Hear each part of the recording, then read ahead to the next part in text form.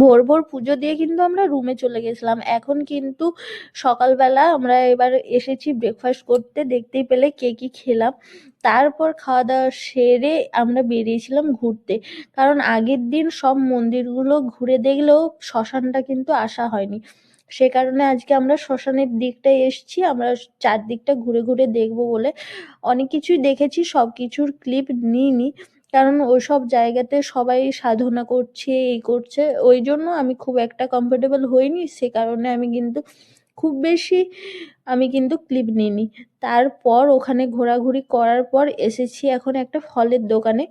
এখান থেকে ও নিয়েছে, মানে ফল নেওয়ার জন্যই এসেছিল, আর আমার এখানে এসে আমি স্ট্রবেরি দেখতে পেয়েছি। স্ট্রবেরি দেখে আমার তো নেওয়ার খুব ইচ্ছে হলো, তাই জন্য বেছে বেছে আমি ভালো স্ট্রবেরির প্যাকেটটা নিলাম। এই স্ট্রবেরিটা খেতে আমার কিন্তু খুব ভালো লাগে। তো এই যে ও কিন্তু এখানে স্যালাড বানিয়ে এনেছে, ফ্রুট স্যালাড, আর আমি এখানে যেই স্ট্রবেরিগুলো এনেছিলাম তার থেকেই একটা বার করিয়ে খেলাম। আর এটা তো জানোই যে রান্না করতে দিয়েছিলাম কাজলদার হাতের চিকেন, তো এখানে আনা হয়েছে, আমরা এটা দিয়েই লাঞ্চ করব সবাই মিলে। আমার বোনের তো খুবই ভালো লেগেছে, আমাদের মোটামুটি লেগেছে আর কি। ভাইরাল একজন মানুষের দোকান থেকে আজকে খাবারটা খেলাম, কিন্তু আজকে দুপুরটা তো জমে গেল। বাই।